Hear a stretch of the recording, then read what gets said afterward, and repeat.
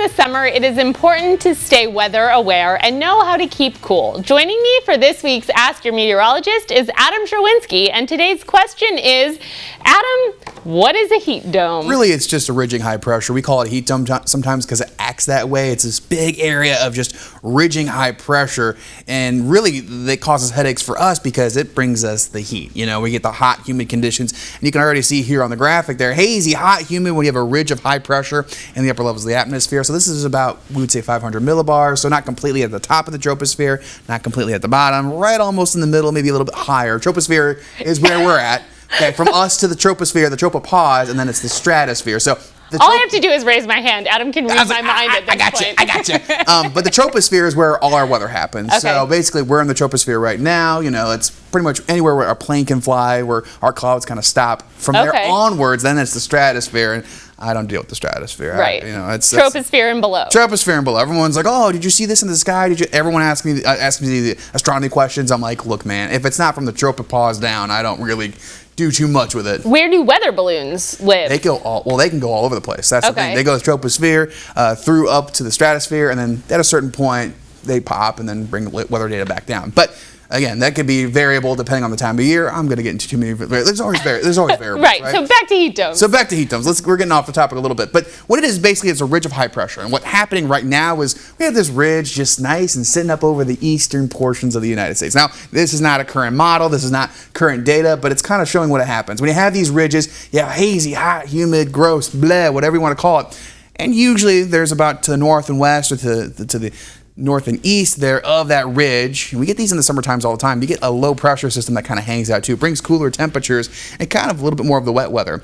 And with these ridges, you just get that heat that kind of just sits all over. And the low pressure systems move around that ridge. We call those ridge runners when it comes to thunderstorms too. We're having that kind of happen right now with basically out towards Wisconsin. And that'll change later this week. Wisconsin into northern Illinois, into Iowa. They're getting the thunderstorm activity, consistent rounds of it. We're not getting that. I see your finger up. What's up? Oh, I always have a question about how to actually read the chart. Because sometimes that's high pressure. So H is high pressure, low pressure there. And those are where we get our typical storm systems. So like our mid-latitude cyclones, they come off of that. Oh, I see. Okay. So, yeah. And then the colors, do the colors have significance? Because sometimes there's a color code, but it just means... I don't have it on here, but red means hot. We usually see red. I mean, that usually means hot. And I don't know anywhere that blue means hot, unless you're talking about blue flames. Again, we're getting off topic here. It's easy to do that here. Gotcha. Okay. But yeah, no, so you got that area of high pressure that kind of acting as a heat dome, but then you've got our storms going around. We call that kind of the ring of fire here. You're probably more familiar with that with, Alaska, California,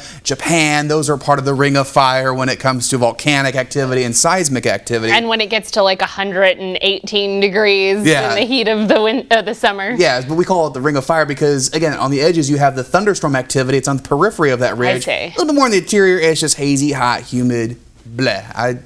It's easy to forecast sometimes, but it's also a pain in the butt because then you have the heat to deal with. And right now I'm already sweating just thinking about how hot it's been the last few days. But then you get these ridges that have a cold front eventually knocking on through and they move out of here. Now, I mentioned those ridge runners, right? On the periphery of the ridge, you can sometimes get multiple rounds of storms, some of those being strong to severe, depending on the time of the year and the other setups as well. But this can also be a setup for progressive derechos. We had that a couple years ago. We had a ridge just south of us. It wasn't really having the full influence. And so you're right on the cusp of it being hot. We had all the hot, humid conditions, but we didn't have the nice, it's not going to rain, it's not going to storm. Sure. So we didn't have that protection. We were right on the edge of that ridge, so we had multiple rounds of storms, and I think that might have been in 2023, about around the same time we had the derecho come through too, if folks remember that. So that was a rough storm. So again, we get these every single year, these kind of heat domes, as we usually call them, because they're just areas of just hot, humid, gross, summer-like weather. And that's the time whenever we start talking about these ridges, we talk about blocking patterns, omega block versus Rex block, and we'll talk about that later at some point. But when you talk about blocking patterns, you can also facilitate a ridge that just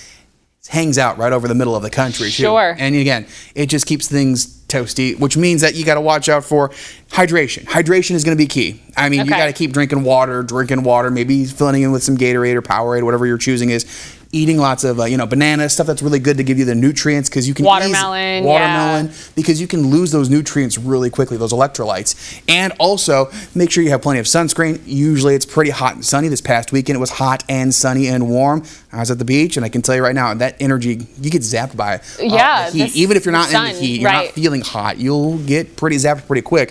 Make sure you have ways to cool off, whether that is going to the beach and into the water, sprinkler, making sure you're inside on the AC. I mean, that's the great thing. I love air conditioning. Right. And some places don't have that here. I know in the United States we're really good about having AC, but in other countries they're not so good about having it because they just don't deal with the heat that often there. Exactly. I think in Alaska, or Vancouver, somebody was telling me that they don't have a lot of AC units in their buildings because it normally doesn't get super hot there. Right. Even in the summertime.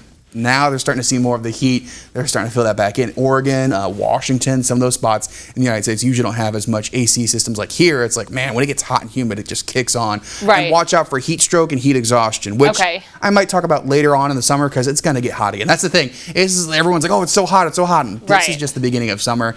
I would not be surprised if we had another round of just kind of a heat wave coming right back. But these are the typical causes of heat waves throughout the Midwest. Are these just areas of high pressure and just the blah, gross, humid air? And I'm already sweating again.